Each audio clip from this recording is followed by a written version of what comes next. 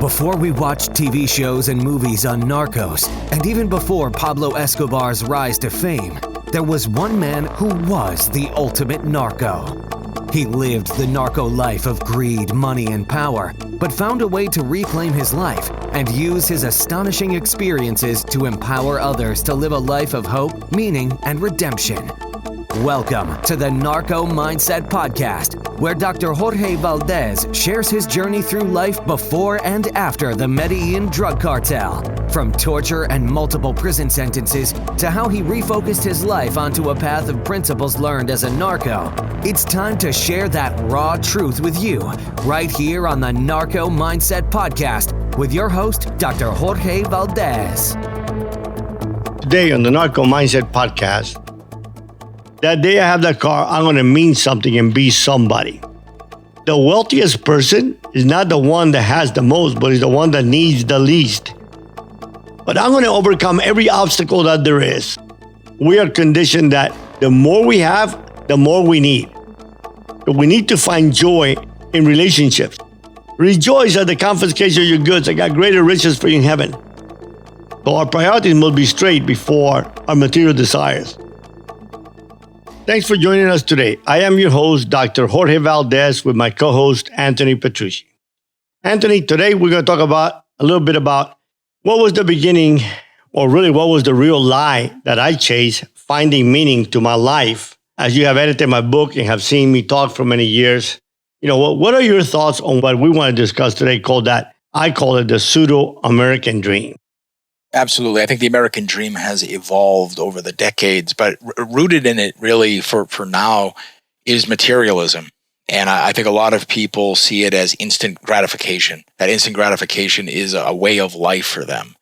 However, what I think a lot of people don't realize is the profit motive behind it. There's so much commercialism that shapes society. Companies that are trying to make money, and they're using people's weakness for instant gratification to basically make money, but it also puts people in a hole. They're chasing something at the cost of other things, at the cost of relationships. I see it as that they're even believing a lie, that the materialism and this pseudo-American dream is going to somehow fulfill them. It's somehow going to make their life so much better, and if they achieve or get just enough stuff, they'll be happy. And there's a lack of depth there. I don't think they see the big picture. But one question I have for you, Jorge, is what was your experience with materialism and the American dream before you had your awakening to what I would call the fake reality? I talked a little bit about what was the beginning and what was really the lie that I chased, finding meaning to my life. One of the things that we covered in the podcast before about the opioid crisis is something that I have identified for myself, and many people say the same, but really for myself is that emptiness within us, where we like to find meaning for it. To some people in opioids, others in alcohol, pornography.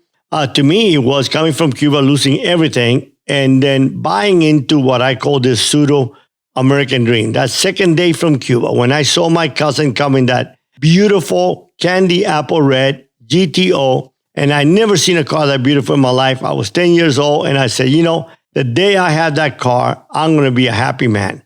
That day I have that car, I'm going to mean something and be somebody. So as you have edited my books, and you and I have been talking about for years, about this thought, what are you thinking about, this pseudo-American dream that is so different from, the World War II generation that created what we really call the American dream? Some people listening, though, might ask, is it bad to buy stuff? Should you feel guilty if you buy a nice car for yourself, or a nice house, or nice clothes, or that kind of stuff?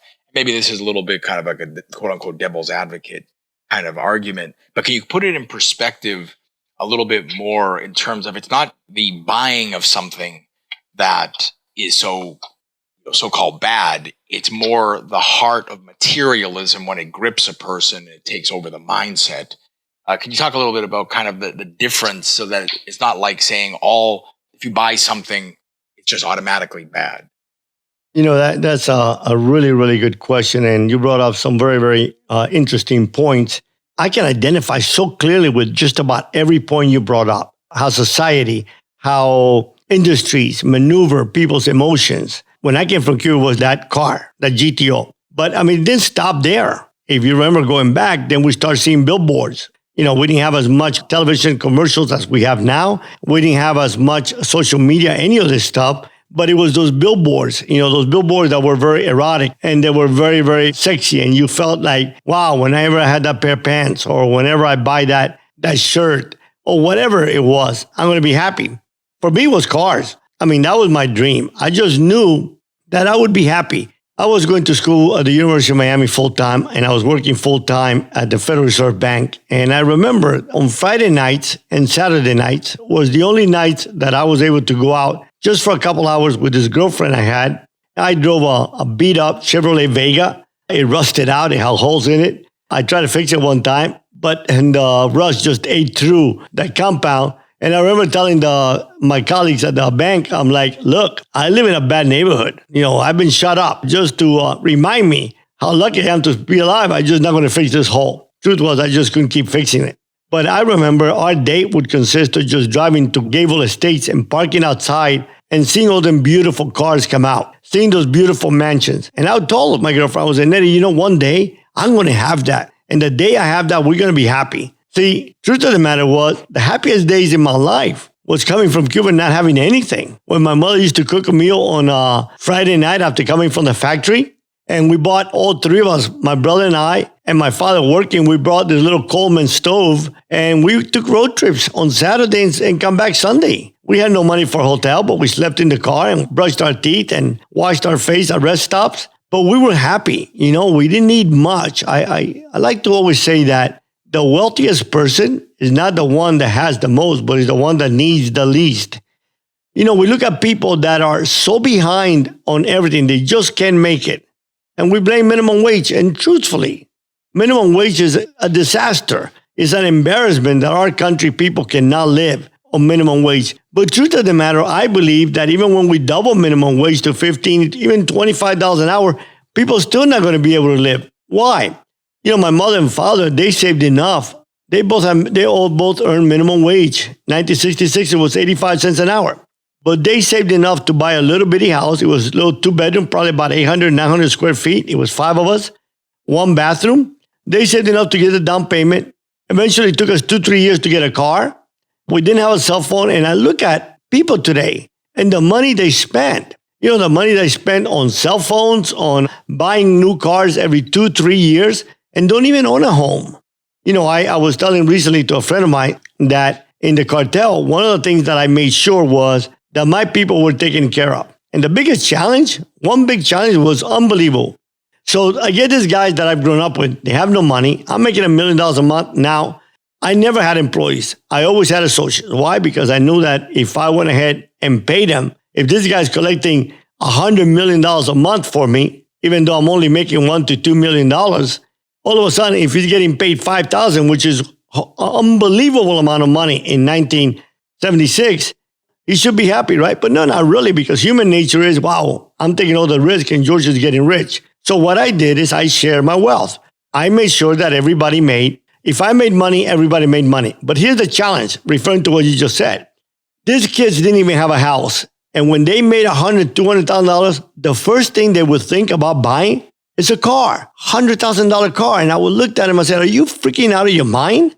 You don't even own a house. You live in your parents' house, which is, lower middle class or middle class. And you're going to show up to that neighborhood in a $100,000 car. Why don't you have a different mindset? A mindset that says, hey, I'm going to invest because this is going to run out sooner or later. As I coach certain people and I talk to them about a narco mindset, the narco mindset is where we have the mindset that, listen, things don't last forever, but I'm going to overcome every obstacle that there is, and giving them principles that would make them successful in life. But what happens is that now, today, if you go on Facebook, and let's say that for whatever reason, you've looked for a recorder on Amazon. How it happens, I got no clue. But the minute you go on Facebook, you start getting hit by recorders and all the advertisements for what you're looking for. So we're constantly being marketed, and we're being marketed to the point that we're constantly believing, hey, when I buy that car or when I buy that fancy suit or when I buy that boat or whatever it is that I buy, materialism, I'm going to be happy. And you're not. I'm here to tell you people right now, I don't give a damn how much money you make. I've talked to ball players that make millions. I've talked to billionaires. At the age of 21, I was making 1 to 3 million in 1977, which is to say, I don't know, 10 million right now a month. No matter how much I made, I spend that much because that's what we're conditioned. We are conditioned that the more we have, the more we need. Instead of being conditioned that the less we have, the less we need. So I try to teach my children there's a difference between wants and needs. We struggle with that. My wife and I both came from poverty. And I remember one Christmas, we opened the closet and there was toys that our children had not even opened. And from that day forth, we made a pact. We say, here's the deal. Jesus got 3 gifts and that's all you get. And you're going to get 3 gifts and then you're going to add up to 100. And out of the 3 gifts that you get, you need to give 1 back from whatever gifts you've had in the past so that you can give it to someone that is really in need.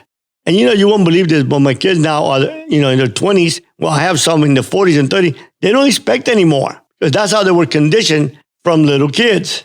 And another thing that's really, really important to break the cycle of materialism, Anthony, is that we got to teach our children to give. Look, there's just 2 types of people, takers and givers. And unfortunately, especially those of us that come from nothing, we want to give our children what we didn't have.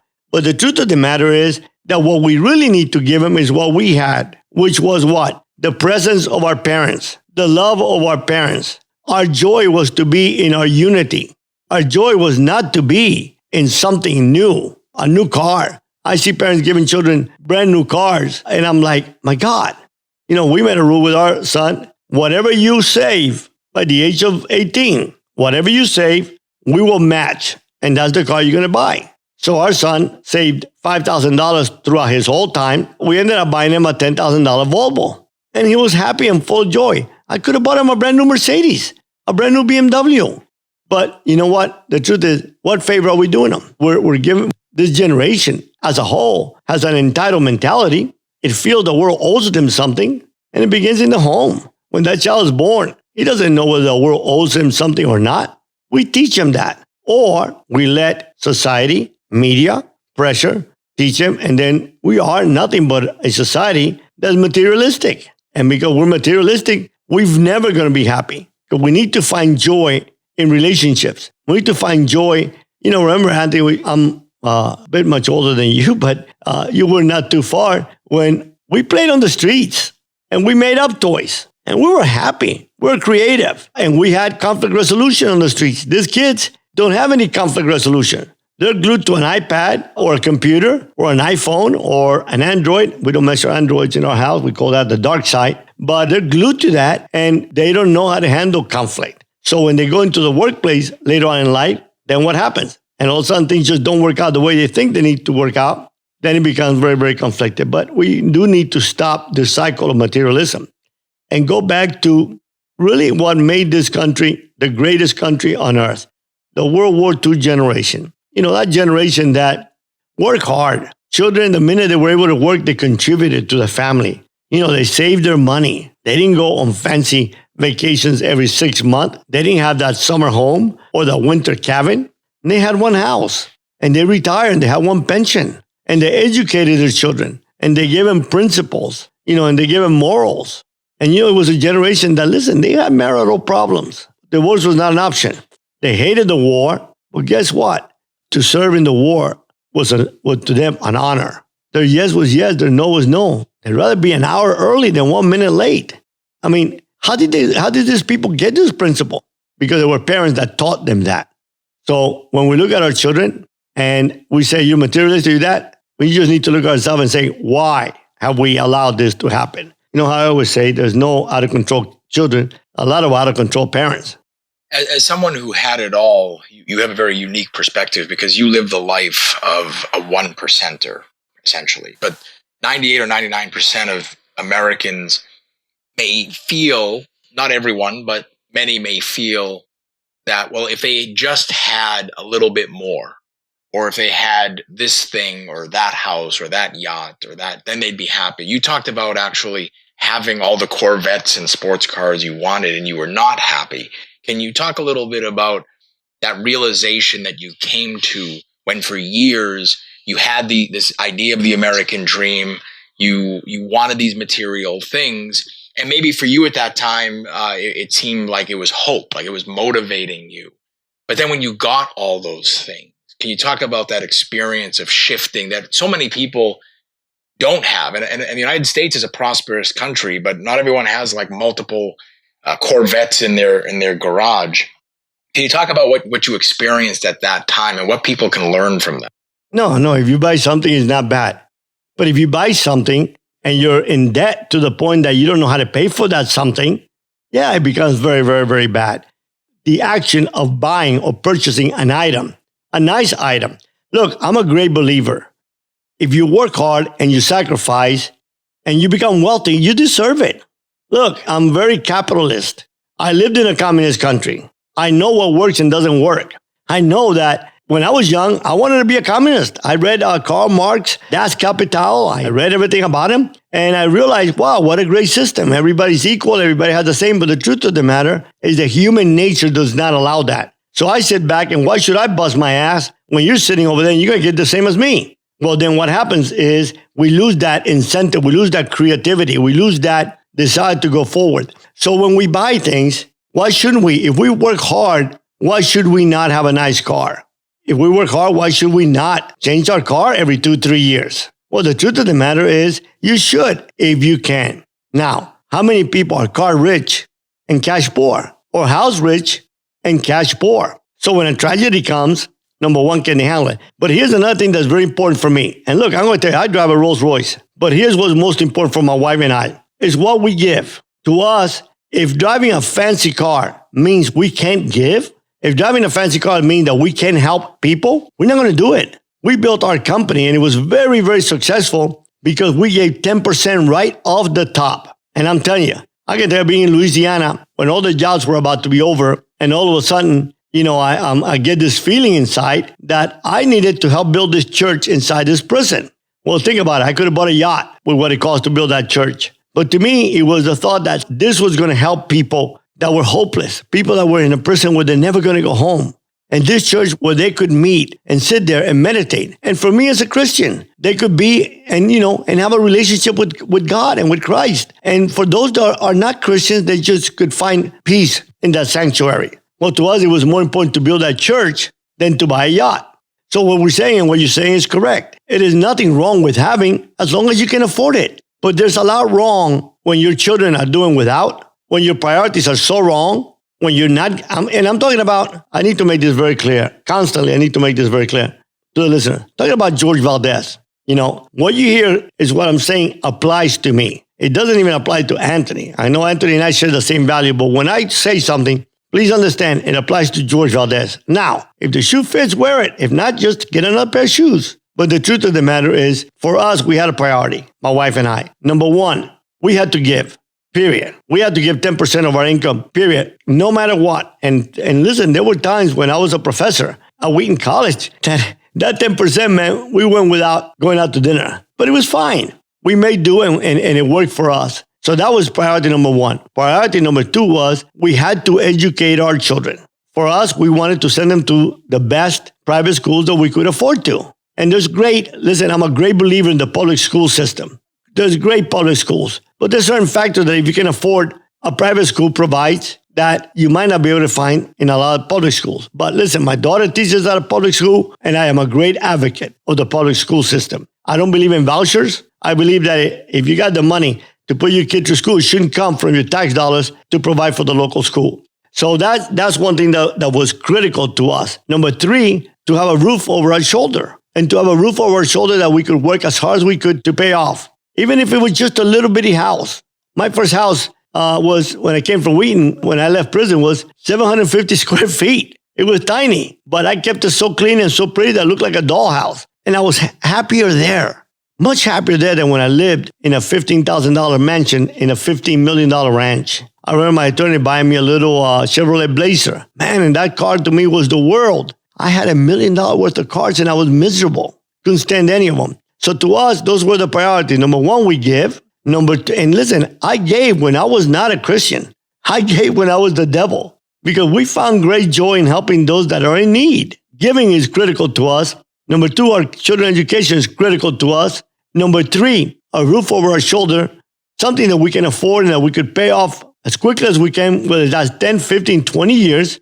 That was critical to us because, like I told my wife, if the world goes to hell, man, and we got no money, no one's going to take our house. We might not be able to afford a light bill, but no one's going to take the house. So those three were our number one priority. Then food in our table.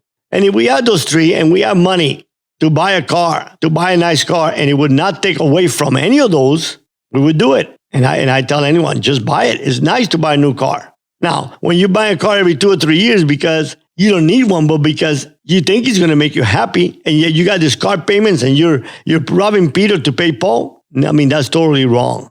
You got to find happiness and joy in yourself. I find tremendous joy in being with my wife and children. Now, I got 2 left only. 4 of them are gone. I'm madly in love with my wife for 25 years. I mean, I go away. I went to Atlanta the other day. I did a whirlwind Atlanta, Louisiana in literally 20 hours. Hardly slept, but I couldn't wait to get back because my joy is not in my car, is not in my house, is to be with my family and to see them succeed, to see that I've given them a good education, a good principle, and good foundation. I mean, that's to me where the value lies.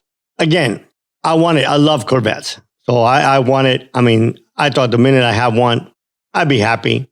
I remember eventually when I had money and I found out the Corvettes came out, the brand new Corvettes. I went to a dealership knowing that, and now I'm going to be happy. This is that moment in my life where I'm just going to be happy. But when I get there, they make more than one color, and I'm like, holy crap. What am I going to do? How am I going to risk my joy on picking the wrong color? So I bought one of each color. And then people used to ask me, well, George, what's the hardest decision you make every day? I say, well, listen, you idiot. What car am I going to drive? That a lot is something that's funny. So I bought me a brand new Rolls-Royce Corniche, and it was beautiful. I was 22 years old. Miami was pretty dangerous during this time. I was 22, but I looked like I was 19. I had braces. I looked like a perfect nerd. And I realized that the only way I could go out in my Rolls-Royce was if I would put on a chauffeur's hat. But a lot of times, most of the time, with millions of dollars in my garage of cars, I would go out in a cheap old rental car because that's how dangerous it was. So I owned a lot of stuff, made a lot of money. I remember one time my maid saying she wanted to clean behind the sofa that we had in my office. So I moved the sofa out of the way, and the sofa was like catty corner. And when I moved there, I find this grocery bag. I open it up. It had $750,000. I mean, think about it. This is 1978.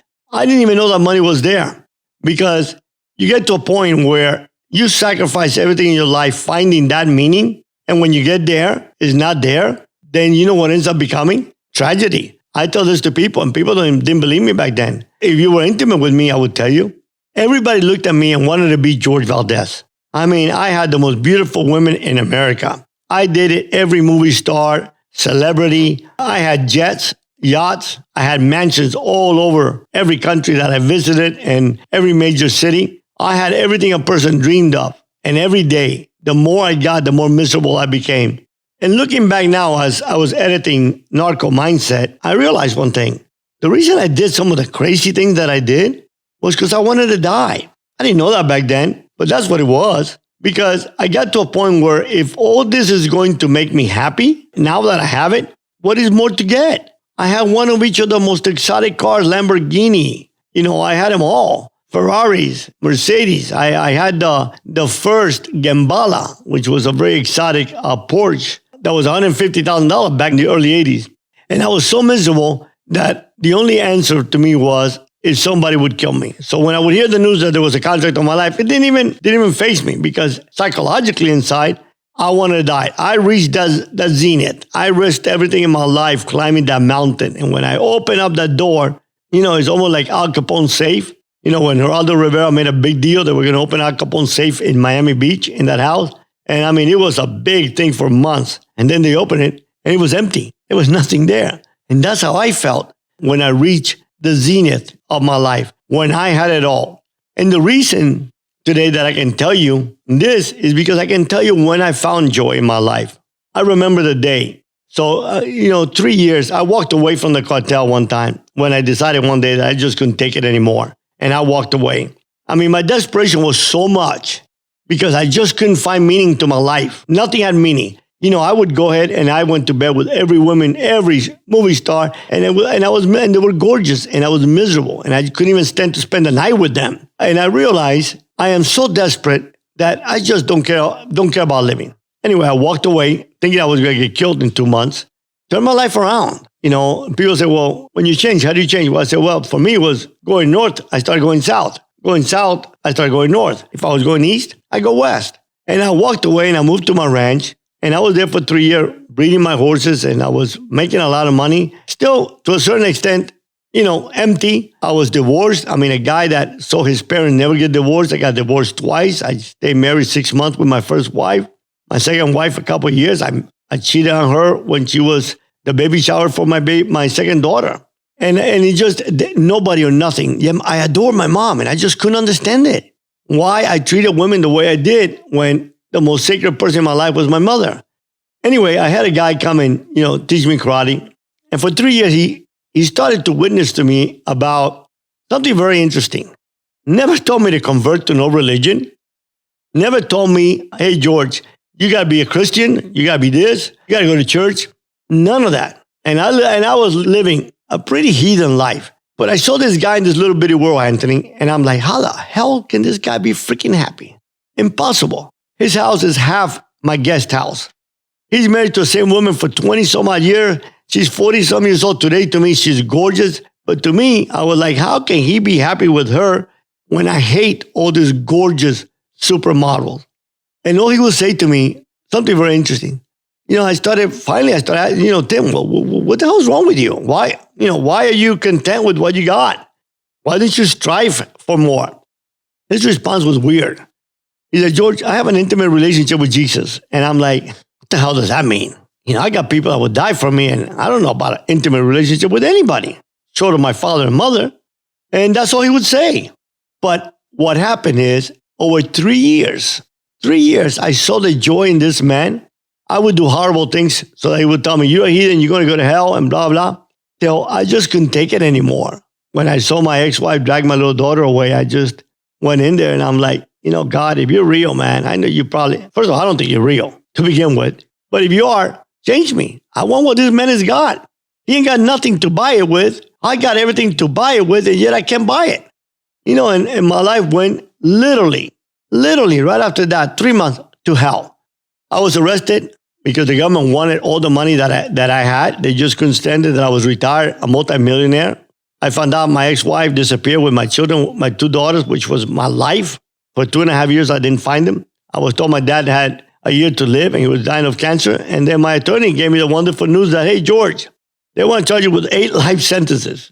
But here's when I really realized for the first moment in my life where true joy and happiness was. I walked to the U.S. Attorney's office and they're like, well, lots of money, little time, little money, lots of time. I said, do you know how much I got? And Belwa, who's an amazing person, opened up the door and she's like, no, but I know who does. And these agents came out. They knew how much toilet paper I spent.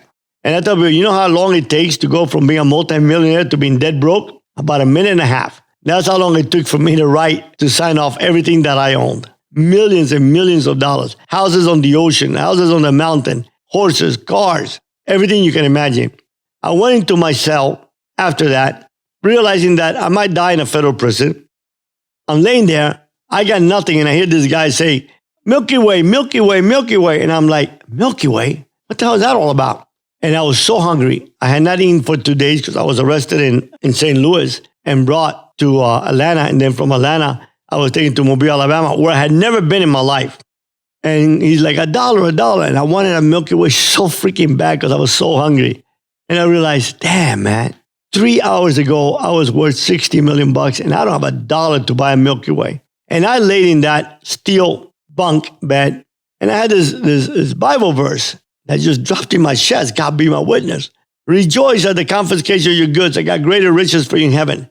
But here's the key to it all. For whatever reason, Anthony, for the first time in my life, with the only thing I owned at that moment was the pair of underwear I had on, because everything else had been taken away from me. I started to find joy for me. I started to find meaning and to realize that, you know what? I was created for something much greater than what I had sold out to.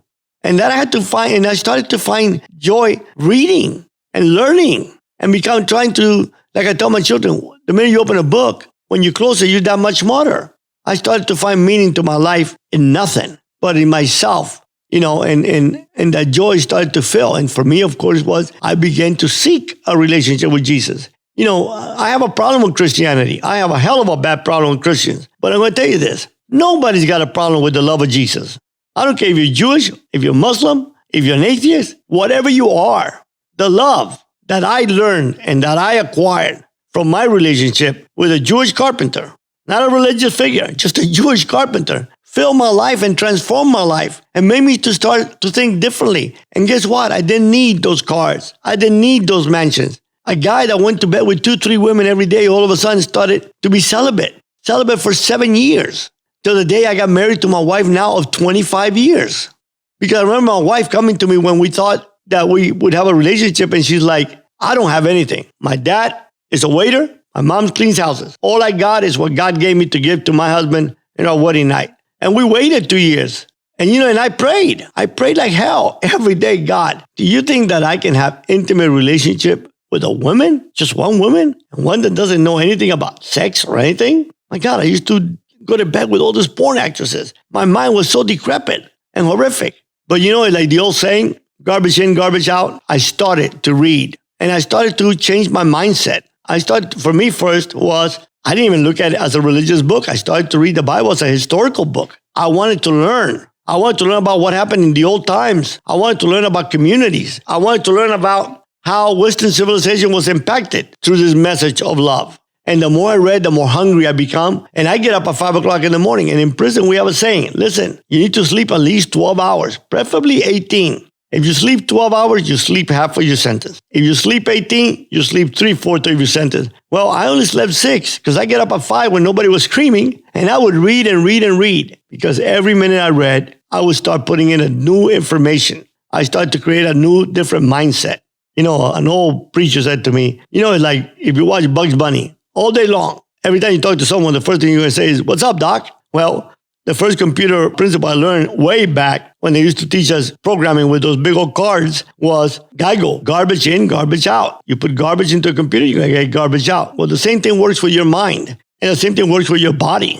If we put garbage in our mind, if we watch garbage TV, if we listen at work and our friends are telling dirty stories, or they're telling us about the affair that they had and we laugh about it and we participate in it, well, that's what we become. I mean, that's a little deviation from materialism, but that's what materialism is. The more we allow our joy and our happiness to be filled by goods, the more miserable we become. Now, if we find meaning to our lives in ourselves and in our relationship, let's say with a superior being, or a relationship with our parents or with our spouses or with our friends, and we find joy that way, then you know what? It's okay to have a great car. It's okay to own a beautiful home. It's okay to have wonderful clothes. But listen, when I wore beat up tennis shoes made by JCPenney trying to copy the Chuck Taylors, I was just a lot happier than when I began to wear $200 and $300 shoes. So, it goes down to there's nothing wrong with material things. They just become really, really wrong when they become your God and they become the source of your joy and happiness. So it's a fine line, but it's a distinction. Yes, we should enjoy this world. That's why God's put it all here. That's why there's money. That's why we work and we sacrifice. But we can't enjoy that extra summer home at the cost that our children never see us because we're working all the time. So our priorities must be straight before our material desires are in line. That's a great discussion points that you brought up. But I know we're just about out of time, so I want to thank you for all that insight. I'm sure our listeners enjoyed that as well. There's just so much that we can talk about, and there's so much more we're going to talk about. I thank you for your questions. I want our listeners to know that I have no idea what Anthony's going to ask me, so it makes it more interesting. And sometimes I'm going to go off the deep end, and hopefully my wife who edits our work will catch it. And at the same time, we're gonna talk about real subjects and real delve into hard things. And I have one way of teaching and one way of talking. I start with me. I'm just as broken as anybody out there. I was just as miserable as anybody listening. But I'm telling you, there is hope. And you can find hope in the Narco Mindset podcast. And if you've enjoyed this episode, share it with your friends. We're trying to create a community. We're trying to change the world, one person at a time. Listen, if you make your neighbor better, if you make your family better, if you make your marriage better, you are already part of changing the world. We don't have to be complacent. We can do things. We don't have to sit back and cry and bitch and moan about how things are. We can do things. We can do a lot about making things be the way they need to be. So if you enjoyed our show, again, subscribe, share it with your friends, tell them about it. Go to our webpage at www.jorgevaldespphd.com and you will get an automatic PDF of my latest book, Narco Mindset, the Freedom Edition. And I'll be sharing some very, very exciting news with you in a very, very near future. God bless you and see you next time. We've come to the conclusion of this episode of the Narco Mindset podcast, but your path towards hope, meaning, and redemption continues. For more information and resources to help you on your path towards finding a life built on integrity, honor, and truth, head to JorgeValdesPhD.com and join our community. We appreciate you joining us for this episode and look forward to helping you find your turning point right here on the Narco Mindset podcast.